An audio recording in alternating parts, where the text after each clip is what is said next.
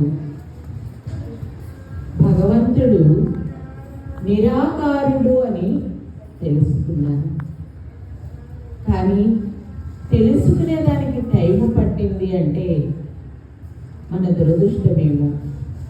ఆయన మంచి వాక్యాలు చెప్తున్నా వినాలా అనిపించేది కాదు. పిల్లల మీద ప్రేమ, భర్త మీద మమకారం, సంసారములో మాయ చుట్టుకుని ఉన్నప్పుడే వారు ధర్మో రక్షిత బోధించడానికి వచ్చానని, అమ్మ నాకు కావాలని అంటూ ఉంటే నరాలు వీక్కయ్యేమో అని డాక్టర్ల వద్దకు తీసుకువెళ్ళారు. కానీ ఈ అడవికి తీసుకొచ్చిన నాడు 96లో నేను వచ్చాను. 2008లో ఎవరికీ తెలియదు. అన్నీ కట్టుకొని ఆయన ప్రతిష్ఠ అయ్యాడు. ఆయన్ని నా పేరు ఏకో నారాయణ్ అన్నాడు. అర్థం తెలియదు నాకు. హాయి ఉంది అని తెలుసుకోలేక ఎంతలో పేడ పురుగు ఎలా పేడలోనే వెళ్ళి సుఖాన్ని చూసుకుంటుందో, ఈ మాయలోనే నేను సుఖాన్ని చూసుకోవాలని దిగజారకుండా ప్రతి క్షణము ఒక రాతిని మలిచి శిల్పాన్ని ఎలా చేయగలుగుతాడో పరమాత్మ కూడా మనందరి కోసము వారు వచ్చారు. కానీ కొందరు వస్తారు, ఇంకా మాకు స్వామి ఏమీ చేయలేదు అంటారు. కొందరు వస్తారు, ఓడయన్ని నాకు వినిపించడానికి వస్తారు. కొందరు వస్తారు, ఈయన భగవానుడు ఉన్నాడు, అమ్మ కరుణ మాపై జాలితో మమ్మల్ని దగ్గరికి తీసి వృద్ధి చేయగలిగింది అని మురిసిపోతూ ఉంటారు.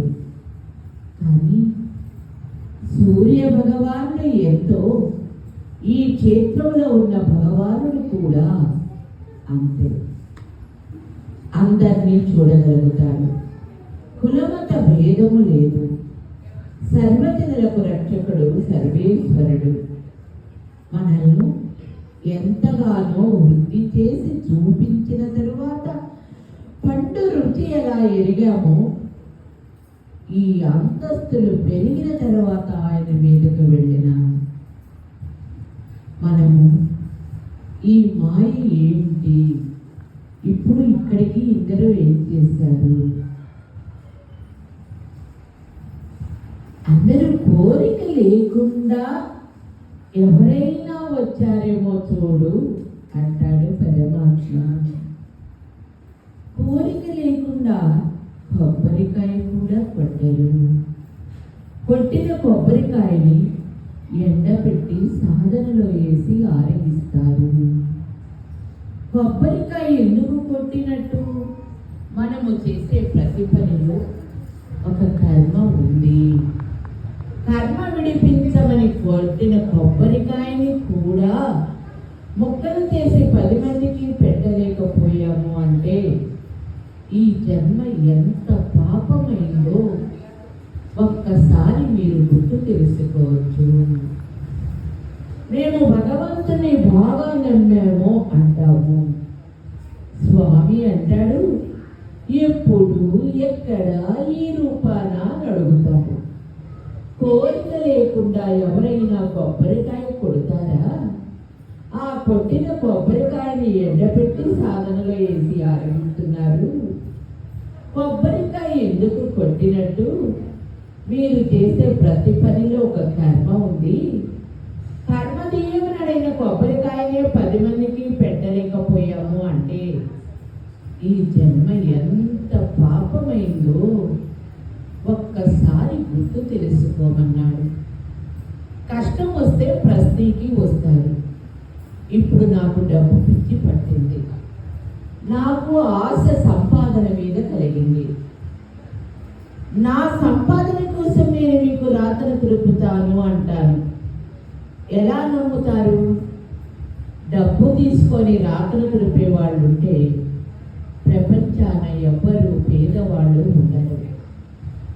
డబ్బుతో దైవాన్ని కొనలేరు, మంచి నడవడికలతో కొనవచ్చు. ఇంటిలో దొంగలు పడితే వస్తువులు తీసుకెళ్తారు, ఒంటిలో దొంగలు పడకుండా చూడమన్నాడు. మనిషి అందంగా ఉంటే మరొక మనిషి దోచుకుంటారు నాయన. మనస్సు అందమైతే ఎవరూ తోయలేరు నాయన అన్నాడు పరమాత్మ. చెడు పొన్నుని తినవు కదా నాయన, చెడు మాటని వినవద్దు నాయన. ఇంటిలోకి ఏ మంచి వస్తువు కావాలో అది తెచ్చుకుంటావు, ఒంటిలోకి ఏ పనికి మాలినవి తెచ్చుకొని పాడైపోతున్నావు నాయన. పరుల మాటలు చాలా ఇబ్బందులు తెస్తాయి నాయన అన్నాడు. పరుల మాటలు మాట్లాడుకునే ముందు నాయన, బయట పోయిన భర్త ఏం చేస్తున్నాడో వారికి తెలియదు నాయన. స్కూల్కి వెళ్ళిన పిల్లలు ఏ ప్రవర్తనలో ఉన్నారో తల్లిదండ్రులు తెలుసుకోరు నాయన. అలాంటప్పుడు ఎవరో ఉద్ధరిస్తాడని మీరు ప్రశ్నకి ఎలా ఎదుగుతారు నాయన అన్నాడు పరమాత్మ. ఆకు పైన పురుగు ఉంటే ఆకుని తినేస్తుంది నాయన, మనలో అపరబుద్ధి చేరితే మనకు తినేస్తుంది నాయన అన్నాడు. ఆశ విడువరా హాయిగా ఉంటావు అన్నాడు. ప్రేమ కలిగి ఉండరా నిత్యం క్షేమ పొందుతావు అన్నాడు.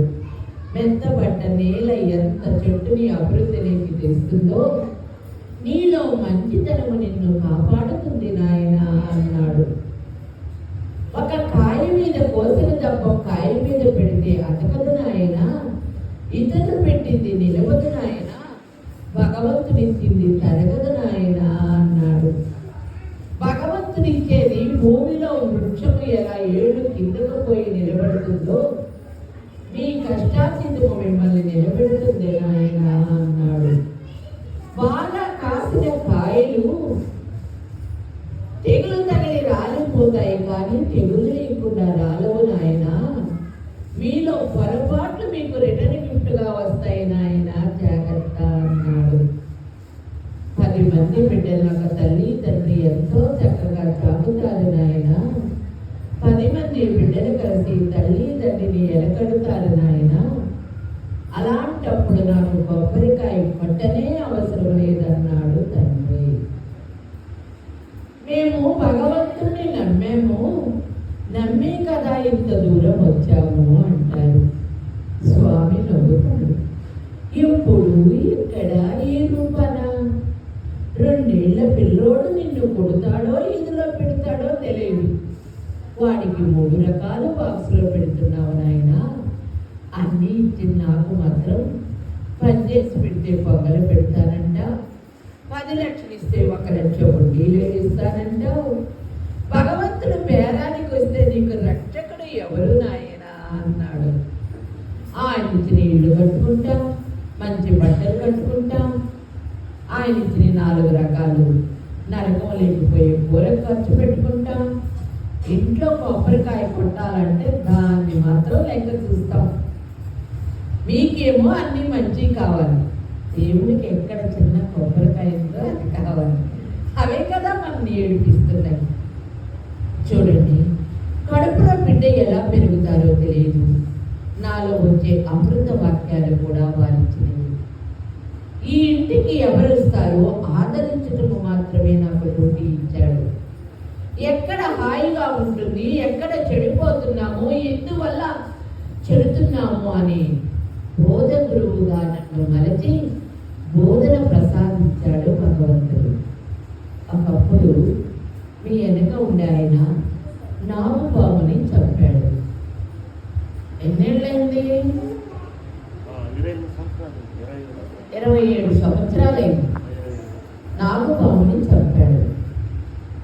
అంతే, కళ్ళు తీసుకున్నాడు, కళ్ళు ఉండలేదు. మరి చంపింది పాముని కదా, కళ్ళు ఎందుకు ఉండలేదు? అది సత్యమైన పాము. ఆ పాముని కొట్టాడు. అప్పట్లో నేను గుడి లేదు, అక్కడ 2 తాటాకుల గుడిసెలో ఉన్నాను. భయభ్రాంతులతోనే ఉన్నాను. ఇలాంటి వాతావరణం తెలియదు. ఈరోజు మీరందరూ వచ్చి ఇది ఒక భగవంతుని కృప, చాలా బాగుపడుతున్నారని పరిగిస్తున్నారు. అది మాత్రం సత్యమే. కానీ ఎలా బాగుపడతారు అనే దానికి కూడా మీకు చెప్తున్నాను. ఒక మంచి స్కూలు ఉంటే ఒక అయ్యవారు వచ్చి చదువు చెప్తాడు. విన్నవాడే కదా పాస్ అవుతాడు. విననివాడు, గురువుకే మాటలు చెప్పడానికి వచ్చినవాడు ఏమి పాస్ అవుతాడు? అలా అని భగవానుని తెలుసుకున్నవాడు, నమ్మకం పెట్టుకున్నవాడు పైకి ఎడుతూనే ఉన్నాడు. ఏదో చూస్తాము అని వచ్చిన వాడు చూసి వెళుతున్నాడు. నమ్మకం లేకుండా 4 వారాలకి ఇంకా ఏమీ జరగలేదు అనుకునే వాళ్ళు కూడా మళ్ళీ మళ్ళీ వస్తూనే ఆ పూట జరుపుకుంటూ వెళుతున్నారు. శాశ్వతంగా నమ్ముకున్న 50 ఏళ్ల బిడ్డలు వాడుకిళ్ళల్లో ఉండేవాళ్ళు కూడా కోర్టుకు వెళ్ళి ప్రతి ఇల్లు ప్రతి కడుపు చల్లగా చూడగలిగిన పరమాత్మ వారికి కులమత పేరు లేదు. అలాంటి దిశలో బాధతో తిరిగాడు. కళ్ళు ఇచ్చాడు.